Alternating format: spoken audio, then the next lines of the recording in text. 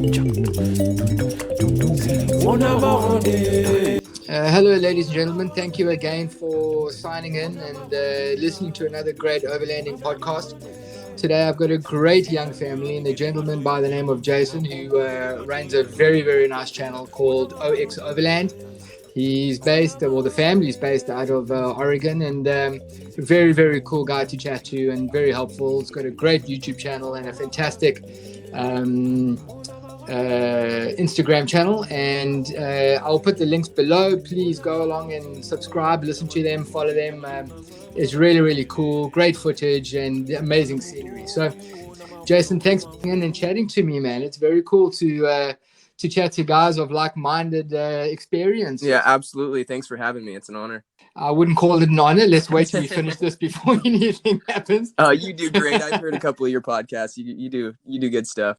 Thanks very much. I really appreciate it. So listen, tell me, you do have a very young family. You look like you've got, what, a 2-year-old and a 3-year-old kids? Is Just that right? about. In the videos you watch, they were probably that age. They're 3 and 5 now. 3 and 5. Okay, cool. My daughter's 6, and she's completely nuts about overlanding. So, oh yeah, I love it. I know where you are with the kids. You know, they can take the shoes off and just go running, unless there's bears around, obviously. Then Yep. That kind of changes everything. That's bears are something that we don't have a problem with here. We, depending on where you are, we have a bunch of other problems. Obviously, lions and snakes, and there's a whole bunch of other problems. Hippos are the biggest killers in Africa. I don't know if you knew that. Yeah, that is crazy. I just watched some kind of a documentary, and they were talking about how it's like that's the most vicious animal, and you wouldn't think so. Being a hippo, you think slow and docile, but guess not. Definitely not. It's they're amazing to a point. They're very quick on land. They're quicker than you think. But what actually happens is hippos from where the water's edge is, hippos go in up to 1 kilometer distance inland. And it catches people unawares, and you just don't know, and they just come after you. They got these huge teeth, man. I mean, they're amazing to look at from a distance, if you ask me. But I think it's that wouldn't be a good way to go. Hippo attack. No, definitely not. Definitely not. So tell me, what got you into overlanding? Did you do it because the kids were around? Did you grow up in it? What was your scenario that brought you into the experiences of all terrain? No, we got a really interesting kind of history. But when I started, we didn't even know overlanding existed. So it was there was a handful of guys, and we wanted to do. It started out as a trip to Moab, which is kind of like the, I don't know, off-road kind of mecca here in the States. But that's right. It's like the standard go-to. Yeah, exactly. And so, and I always wanted to do. I'm a big documentary nut, but I never really had anything interesting enough to do a documentary on. And so we were talking about going to Moab, and I was like, yeah, it's not very interesting though. A lot of people go to Moab, and I was sitting and I was watching this program on the Yukon Gold Rush, and it reminded me of the Oregon Trail and learning about the Oregon Trail in school. And if you guys aren't familiar with it, in the States back in the, let's see, what was it? It's been a while. The 1700s, I want to say, late 1700s, maybe early 1800s. There's a huge migration from the East Coast to the West Coast. And it was actually the largest, what did they say? Large military in the world. There was about 200 people that came over on this trail. And since then, a lot of the history has kind of been lost. And, you learn about it in school, and it doesn't really give it justice. You kind of you glaze over it just because it's something you're learning in school. But we decided we were going to tackle the Oregon Trail. And so 5 of us got 2 years planning it. And then we basically took 2 months, the footsteps of the pioneers from Oregon City, which is on the East Coast or the West Coast, to Independence, Missouri, which is kind of Midwest, a little bit further east than Midwest.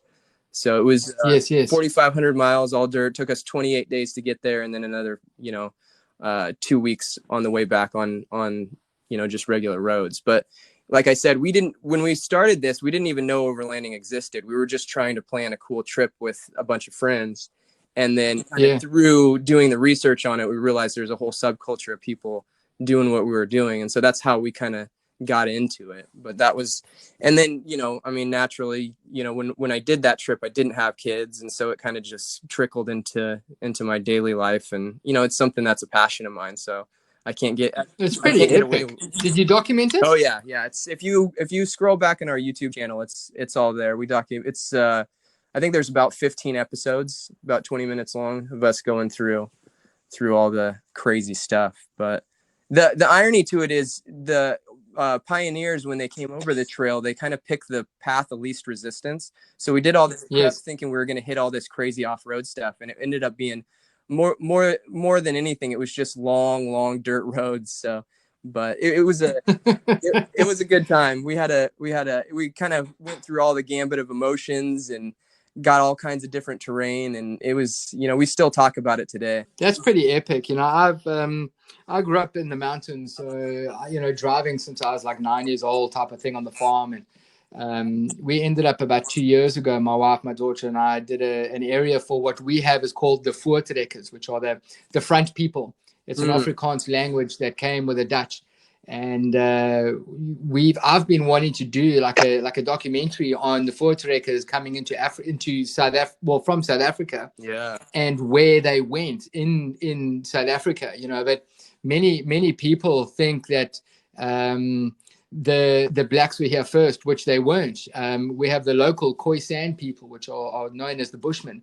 They've been here for hundreds of years, and the Zulus were the first, but the Zulus came down from Central Africa, like Congo and things like that. Right. So I've been wanting to do like a documentary around the voortrekkers and the interaction and what's happened, back in the day, and the real facts, because we have a lot of this history that's sitting there that everyone knows, that it's there, but doesn't really spend the time and the effort to really do something with it.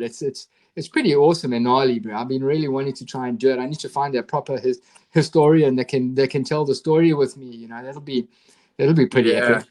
Yeah, now you're speaking my language. I love that historical stuff. I mean, I love overlanding just for the purpose of overlanding, but to me, if I have a little more of a purpose and I'm kind of chasing that history, that's how we kind of got into it. So yeah, that sounds that's the way awesome. it should be. It's about learning across the board. It isn't about one or two little things. And I think that's how most guys started their YouTube channels. I mean, I don't know who you follow on YouTube, but I'm very into documentaries and docuseries and things like that. As long as it's realistic, there's none of these theories thrown out there, which are quite famous. Right. Totally. I would rather, I tend to start something and then go, no, these guys are full of nonsense. I'm moving on, But anyway, so let's just get back to this, because that can be a whole nother chat. So tell me, where do you get most of your equipment from? Do you build it and make it yourself? Do you adjust it? Do you buy it online, or do you just run into the REI and reckon, okay, I need to get a few extra hinges for something, and I want to go and buy it and change it? I mean, how do you normally do it on your system? I would say a little bit of everything. I mean, most of the gear that we carry is, from companies and stuff. I like doing all my own work. As far as like putting things on, there's a local overland shop, Wanderlust Overland, here in our hometown, and they've been really cool with letting me kind of take over their shop for my build. And so they've helped me a lot with the stuff that I didn't quite understand. But most everything that goes into that truck, I like to have at least some kind of a hand in case something happens on the trail. Then I know how everything's put together. But I would say a majority of it, I'm not a fab guy as much as I'd like to be. Yeah, metal is not a medium that I'm particularly good with. I can make two pieces of metal stick together, but it wouldn't look pretty. So I leave that to professionals, and most of the stuff is just kind of bolt on. And then I'm a research guy. Like I'm a gear guy too. So it's like when I want something, like I've kind of narrowed it down to exactly what I want. And, I usually try to hit up those companies and, if they're interested, work with them in some fashion. Cause, when I do the research to get a product, it's like, I really believe in what I got. Right. And so I like working with those companies too, cause it's awesome to be able to have, some sort of input on how things are developed and all that. So it's something I love doing. But yeah, for the most part, I have a hand in it, but it's mostly bolt on, not a whole lot of fab stuff. I couldn't agree with you more. So I did a fair amount of the wiring on my vehicle for my deep cycle battery and Oh yeah. my inverter and stuff like that. Also, a lot of the stuff on my YouTube channel, both on my YouTube channel and also on my Instagram is these. I've been doing these 1 minute hacks during the lockdown, and Yeah, I I did. never I watched a realized. few of those. Yeah, dude. I mean, I never realized how many hacks I've actually done, and now I've got to add on like another 2 more weeks because we've been extended. So now I'm like, oh, geez, okay, hang on, Um, Totally. so I love doing it because it's mine on my vehicle, and more importantly, exactly like you said, I don't want someone else to do the wiring for my deep cycle battery, and then I don't know what the story is if it's not charging through my solar panel. I wouldn't Sure. know where to look, I Yeah, wouldn't know how it exactly. works. I tell you Yeah, what actually happened. Sorry. electrical is definitely like that. I mean, that was one thing. I can't even explain to you how much electrical went into the GX that we built, but it was Yeah. electrical has always been something I've been pretty comfortable with, but it took me, man, we have to have at least like 60 hours in the wiring between me and my buddies. So there was a lot of wiring that went into it. But you're exactly right. Like, I mean, that's one area where you kind of have to do it yourself because electrical is something that inevitably something's going to go out at some point. And if you don't know how it's put together, you're just kind of, grasping at straw. No, it's true. I mean, and I'm one of those guys, and I'm a big fan of it because of my history. Is it's functionality over fashion. I mean, I don't care how it looks, but if it sticks and it doesn't move and it does what I want it to do, then I'm all for it. I don't care how Yep. it turns out. Right. I'm just one of those, and Yeah, totally. it tends to work. I mean, I did my own slider for my fridge. Oh, talking about fridge, what? I see that you have a trailer. So did you build the trailer your way, or was it something that came standard and you just fitted it out with all your extra bits and pieces that you needed? Yeah, exactly. So we actually kind of went through a little bit of a transition because we actually were going to do like a standard teardrop trailer. And then we found this other company that was doing it's basically like a teardrop. It's more square and it actually has a slide out. One of the big things with my wife was she didn't want the kids sleeping in a rooftop tent outside, kind of exposed, and she wanted everybody to kind of sleep inside. Well, I didn't want something like a big trailer that was going to be cumbersome to tow around. So we looked and looked and looked, and then we found this company that it's basically the size of a teardrop. It's 5 feet by 10 feet, but it's got a slide Okay. out for the bed.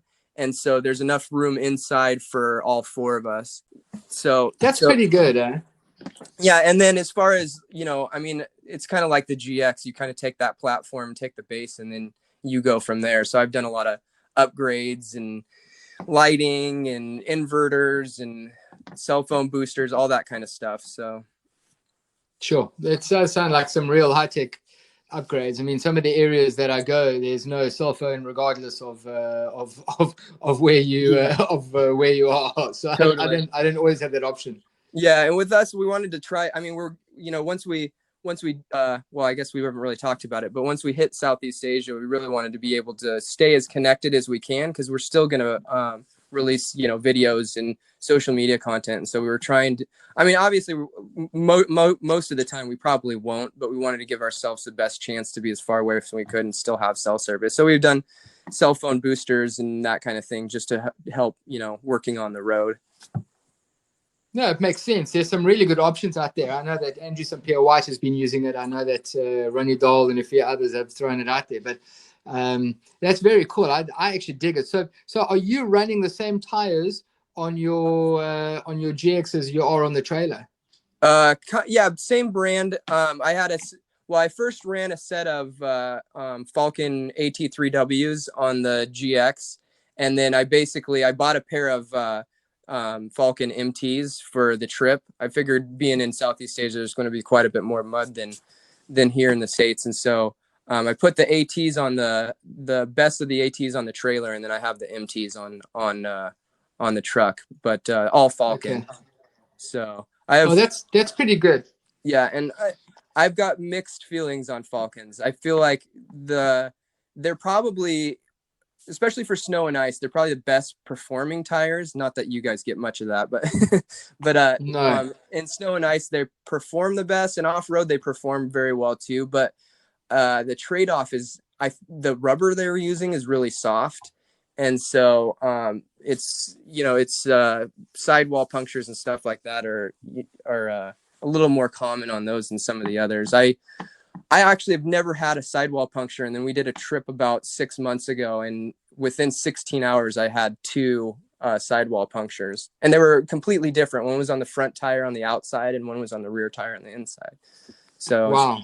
Yeah, so it was one of those things where I was like, I love the tires, like performance wise, but the trade-off is a little, and that's why I switched to the MTs, and I've actually got a sidewall slash on that too. So so I don't want to say they're not good tires, because they do perform very well, but you just kind of have to be a little bit more cognizant of airing down and exposing the sidewall. No, that's true. And, you know, to me, everything, there's always a way off to everything. Right. There's a way off in the clothing you use, the tires, the trailer, the everything. There's a way off. And I think, you know, we like most countries have BFG or Cooper.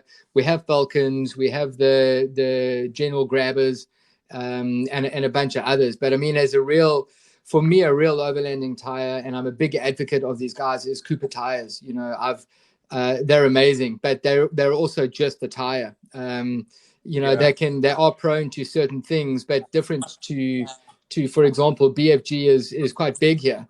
But Cooper tires are picking up very quickly. And what's happening is Cooper tire, I don't know if you know, but Cooper tires took over Mickey Thompson's. Oh, really? And Mickey Thompson's are starting to grow more in Africa than Cooper. I mean, Cooper do really, really well. And as a basic example, in Namibia, there's over 3,200 4x4 rental vehicles that you can rent from like Avis and all these guys. There's probably a lot. 6 in our whole country. Sorry? I said there's probably 6 in our whole country that you could rent. Really? So okay, so there you go. So 3,200 in Namibia only. All of those are now running Cooper ST Maxes, the exact same tires that I have now. For the reason that they are STT Pros. The Pros are the mud, and the Maxes are your all-terrain. But if you drop your tire pressure, I think you know that you only get 20% in your length, not your width. Right. So it's quite different. And everyone thinks that, but if I drop it, I get wider. You actually don't. It's only in your length. And I've never had a problem. I've always gotten out. I've been stuck. Listen, don't get me wrong. I've been on a dune by myself in the middle of nowhere being stuck, and it created a bit of a heart problem for me. Right. I've had punctures too. I did a trip last year for my humanitarian work. We did, it was 220 kilometers. I don't know what that is in miles. I gave it about 130, 140, 50 miles, I think. Yeah, somewhere. And it took me 9.5 hours to do it. Because the terrain was just horrendous. And I got 2 punctures directly, perfectly in line on my left side. And I mean, this is I'll tell you the story quickly. And we rocked up as the sun had set. So it was still dusk. And the local staff came running up saying, can we get you anything? Like, you know, do you need anything, a few beers and food or whatever? And we're going, no, it's fine. You know, we'll come to the bar later. No. We'll have to get it for you now. We need to lock up. And I'm like, why are you guys in a rush? Now, there I am lying on the floor, fixing a puncture with a puncture kit, looking up like partly irritated, going, why are you talking to me? I'm trying to fix this before it gets too dark. You know? Sure. And they're going, no, the lions are coming and the elephants have already started walking. And I was like, excuse me? Okay, never mind. Forget the beers, fix the puncture, put air in the tire with a compressor and set up camp, made sure there were no problems. 1 o'clock in the morning, Jason, we get this huge sound. And there was an elephant, must have been about 80 to 50 meters away from us at 1 in the morning. None of us slept. From 1 in the morning until sunrise, we didn't sleep a single wink. That's crazy. Yeah, when the locals start talking about lions, you better start listening. and you know what's really, I actually got goosebumps talking about it because it brings back such a great memory. You know what's really scary is that we heard lions roar, but you don't know the distance for a lion's roar. So a lion could be 500 meters from you or 5 kilometers or 100 meters. It sounds exactly the same. Really? There is no distance with it, because that's what they do. I mean, they're lions. When they roar, they could be 3 kilometers. Sounds the same as if it was 500 meters from you. So you really have to keep your head screwed on right. Yeah, I bet. Yeah, fortunately, we don't have to deal with a lot of that, and most of the time, like the animals here, they don't want to have anything to do with you. So most of the time, you're not seeing anything. Occasionally, you'll see a bear or a mountain lion or something like that, but it's pretty rare. Yeah, no, I'm sure. So tell me, what's your navigation system? What do you use when you climb in your vehicle? You're right, I'm set up, I want to go. What do you pick up first? I've always used GPS on my phone or a tablet. I used to use Motion X GPS, and then I've slowly kind of gone over to Gaia, and that seems to work pretty well for me. I actually used we were previously to going to Southeast Asia, we were going to actually do a trip to South America, and so I planned that whole trip on Gaia just to use it and see how it worked, and I really liked it. There was a lot of going back and forth with Google Maps, just because there's so many more people using that, and there's so many so much more information. But I like the Gaia just because it's a little cleaner. And it's a little more based, backcountry travel, so it works pretty well. Yeah, Gaia is very big in the US. I mean, it's not really big here. We have a local system called Tracks for Africa, which is very, very popular, and it's got everything. I mean, it's got tracks that you can take, and it breaks it down between what type of track. It's got all of that stuff. It's fantastic. It makes a huge difference. It's got campsites and routes, and you can now navigate with it. It's really, really cool, and you can put that into your Garmin. But I don't use that actually. I use I'm going to have to get a tablet because they broke in my vehicle the other day, and they stole my phone, which I used, my iPhone. Oh no. Yeah, so I'm going to have to get a tablet if I can afford it. But basically, on a tablet, on your own tablet, for example, I'm a big Apple guy, so I can put map out, maps.me, Google Maps. I can put I think Tracks for Africa. I can put Tracks for Africa on, and a few others. So to me that makes sense. I like having a variety. I know that I did have a huge discussion, a huge chat around using the Garmin Overlander, and I wasn't convinced in the end about the Overlander, purely because it's only limited to Garmin apps, whereas with an iPad or a tablet, you can select any of them that you want. Yeah, definitely. And navigating from a tablet, it's night and day versus navigating off your phone. Just having a bigger screen makes a huge difference. When we were on the Oregon Trail, that was like one of the things that we're like, I need something bigger, because when you're scrolling on your phone and stuff, it's just a little cumbersome, but having a bigger screen makes a big difference. I completely agree, and I think if I really wish all these guys would talk the same language, and I wish that everyone would just upload the data for everyone to use without the drama of having to buy this map and buy that map. And, it's just quite frustrating, if you ask me. I just want it to work absolutely. well. Yeah, I guess that's the unfortunate thing about commerce, is everybody wants to hold on to their own data and their own intellectual property, I guess. Which is fair enough, and I'm sure they've invested in it. But imagine how many more people would use it if they opened up the taps. Absolutely, I agree. So tell me, I'm sure there'll be different answers between you and your wife and your kids, but what is your best and most used item on your rig? Best and most used item on my rig. That's a good question. I have to say the long range fuel tank was the best and most used. It was an expensive upgrade, but it was one of those things where, I mean, typically out of a lifted vehicle here in the States, you're getting maybe 2 to 250 miles is about the most you'll see out of the stock fuel tank. And we installed a 33 gallon auxiliary, which gives us like 56 gallons. With the trailer, I can get about 550 miles. Without, I can get close to 700. So that was okay. one. It was kind of like it was hard because, I mean, it was, retail. I think having it installed is going to cost you somewhere between $3,000 and $5,000 for the tank. But And so it's one of those upgrades that you're like, I mean, is this going to be worth it? Can I just carry jerry cans or whatever? But to have it at the push of a button is, I mean, and it's a game changer because it changes how you travel. I mean, the fact that you don't have to be as close to gas stations means you can get more remote, and, you know, that's what we like. So I feel like it's not the most sexy upgrade. I mean, it doesn't look cool, but, you know, like you were saying earlier, function over fashion. And that's one thing that was like, it was definitely a necessary addition to the rig. I completely agree with you. And I mean, I've got an extra fuel tank in mine. I got about 106 liters. I don't know what it is in gallons. Sorry, man. I could do the conversion, but it'll take me 10 minutes. And tell me, what's your wife, your wife's main conversion? A coffee machine, or used items? She likes the trailer, man. Warm bedding at night. We originally traveled with, I actually had an 80 series with the rooftop tent, and so we did that for a long time.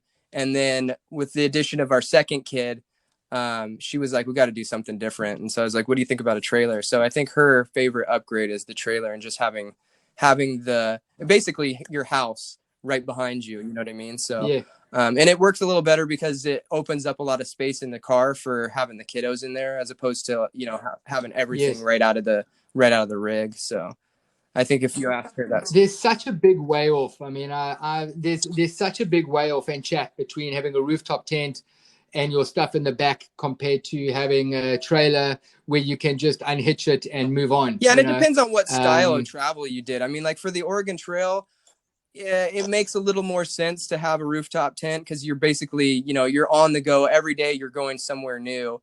But with a family, you tend to go somewhere and kind of set a base camp, explore the area, and then move on. So, I mean, like you were saying, there's trade-offs for everything, and no setup is going to be perfect for everybody. It's just kind of a matter of your situation, how you travel, and, you know, what your gear looks like. Yeah, that's true. I mean, you know, South Africa makes some amazing off-road trailers. I mean, we have, I think, about four of maybe the world's top trailer manufacturers for off-road, you know, and it's got everything. Yeah, totally. It's got, you know, proper suspension, you know, they put proper tires on and all that stuff. So there's one that I've been eyeing out. It's a small one for my humanitarian work. Yeah, it's a game changer. I mean, like you said, it's a trade-off though, because I mean, you're pulling a lot more weight, so it limits your ability if you're towing the trailer. But then the nice thing about it is you drop the trailer and then you've dropped all your weight, and so you're a lot more nimble.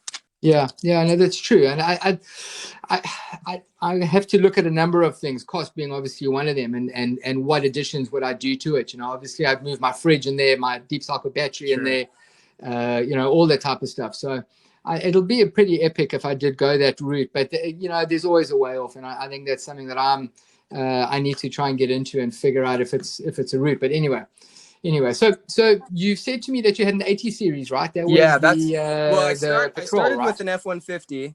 That's what we actually started planning the Oregon Trail, and it really quickly we realized that's not really a very suitable trail rig, and so that's when I started looking around. And the 60 series was actually what got me into the Land Cruisers. And then as I started researching them here in the States, the 80 series was, you know, it's got straight axle, it's locked front and rear.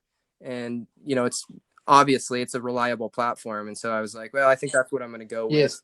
I mean, I love it. I still have it. Never get rid of it. My son calls it his Land Cruiser now. But yeah, it's one of those rigs that has so much nostalgia wrapped up in it. I don't think I could ever get rid of it. That's pretty epic. I mean, they are very, very good vehicles. I did my last trip with in Botswana for my humanitarian trip. The guy that came with me has a Nissan Patrol, and great vehicle, big power. It inhaled fuel compared to my Defender. I mean, it made my Defender look like child's play. So, but you know, if being a petrol, it changes the dynamics, because you know, petrol is instant power. When you have a diesel, it takes a bit of momentum to get things going. So diesels are not really good for dunes, whereas petrol are huge power for dunes. You know, you can literally put your foot flat and it just throws huge power into those tires, and it just you know, hauls you straight up a dune. It's fantastic. It's quite big difference. Yep. Petrol is always it's never good for gas mileage though. Diesel's always No, a lot better for no. gas mileage. I think towing the trailer, I get about a little less than 10 miles to the gallon. So yeah, the long range fuel tank was a necessity at that point. Yeah. So listen, Tommy, I want to ask you, I think we're going to come to the end. It's been like 35 minutes and we could talk for another 3 hours. But I want to ask you, what is your best and worst moments out on the tracks? Best and worst moments. Well, like everybody on your podcast has said, the best moments are also the worst moments, I feel like. Yeah. It was actually, no, this was previous to our Oregon Trail trip. This was a recon trip that we did the year before we did the Oregon Trail expedition. And we were in Idaho and we were going up. It's a pretty steep track, real rocky. And then it crested on the top of this hill. And we didn't know if it kept on going or what. So I took off first, went up the hill. When I got to the top, something kind of felt funny. I was like, that feels weird. And then my buddy Kobe was in his Ranger and he was coming up and he got stuck. And so he's like, hey, I need you to come over and pull me out. So as I turned the wheel and started going, it just starts clunking really weird. And I'm like, yeah, that doesn't feel right at all. So I hopped out and look at the tire, and the passenger side tire is like cambered in, like, I don't know, at a 45 degree. And what had happened is, there was basically you have 4 studs at the bottom of the hub, what is all your steering. And that had, like, all 4 bolts had come out and that whole thing had come apart, and it basically, my whole hub kind of just fell apart. And unbeknownst to us, the angle it was at, inside you have your trunnion bearing, which is kind of what everything pivots on. And that bearing actually dropped out. No idea it dropped out. And so best we could, we put everything back together, and trying to drive back to town, it was just really weird. And so we finally got it back into town, pulled it apart. And I think it was a weekend in Idaho, and we were looking for a trunnion bearing for an 80 series. And, like, I mean, you're searching for a needle in a haystack at that point. So there was one junkyard that had an 80 series there. And I was like, I'm sure the axles are gone. Those are always the first thing that get stripped off of it. So I was like, but we might as well check it out. And so we go over to this junkyard, and right away I see the axles are gone. So in my mind, I'm like, yeah, this is a lost cause. So I go to turn around, and my buddy Troy is like, well, let's just go over there and look. And so I'm like, all right, waste of time, but let's go over there and look. And I kid you not, laying in the dirt were 2 trunnion bearings in perfect shape. And so I grabbed them and we took them up to the front, and they didn't even charge us for them. They're like, yeah, just take them. So we got saved by a junkyard trunnion bearing laying on the ground. I've always said no good story ever starts off with when you go into the kitchen to boil the water. Right. It's completely epic, and these stories last forever. And they never change. It's fantastic. But I actually just remembered something I wanted to ask you. So I've also got a youngish daughter. She's 6, as you heard, and you got youngish kids. How do you keep them busy in your vehicle? I know I use podcasts, for example, Kitty's podcasts that I download, and then I put the headphones on her. She keeps herself busy. Do you have any tips for any listeners? Well, the main thing we do is, and our kids are young, but I mean, it kind of doesn't matter. We travel during nap times. So we typically leave, I don't know, somewhere around 10 a.m. And then by 11, 12, they're out. So that gives us, and we'll get maybe 2 hours on the high end of them sleep. And then we've got the entertainment system in the GX. So, we'll put on old Disney DVDs or something for them we can get about 6 hours on the road without stopping. And then as far as keeping them entertained, there's all kinds of stuff. I mean, one of the cool things is I'm always videoing and taking pictures. So they like daddy's camera. So we actually bought them a couple of, I don't know the brand, like Fisher Price cameras that have, they can take their own digital photos and make their own movies and stuff. And so that's been a lifesaver, because, just tell them, take pictures of the birds outside, or see if you can take pictures of flowers or whatever. And that keeps them busy. And then, like I said, the entertainment system is a game changer. I'm not one at home to sit the kids in front of a TV, but sometimes when you're on the road, it'll get you that extra 2 hours into to where you want to be. So, we leverage that a little bit, and then, just your regular road games and that kind of thing. It's always, and it's always changing, Yeah. right? Because your kids are getting older and they're not as interested in the stuff before, so you kind of have to adapt it to the age group that your kids are in. But it's a big one, right? Because I mean, you can't get anywhere with screaming kids and a pissed off wife, so you kind of have No. to make it all nice and make sure it all runs smoothly. And I always tell everybody that asks me, like, how did you get your whole family to be able to do this? I'm like, slowly, and I made sure that every experience at the beginning was a good one, because if you're having bad experiences, it's going to be an uphill battle trying to get them to go out with you again. So I tried really hard to like make sure my first experiences, I mean, they weren't even really camping, right? We go to a campground that showers and stuff, but we slowly just incrementally merged into the overland lifestyle. Yeah, that's pretty cool. I mean, I know my daughter's sitting in the vehicle before we leave the house for like an hour waiting to go. I'm still packing, and she's like, "Daddy, are you ready yet? Daddy, are you ready yet?" And she just keeps saying the same thing. So I love using podcasts. Even if I've downloaded a movie on my on the iPad or something, and I close it and then put the headphones on, she can see the movie in her mind, because she's obviously seen it, and then just listen to the story. And yeah, it's pretty hectic. I've had some really, really great times. But listen, I really appreciate your time, Jason. I know that it's the morning there for you, and there's a lot going on. And I hope you do get to hit the trail today. I'm really appreciative of this time that you've given me, and I'm really excited to keep in touch. Great conversation.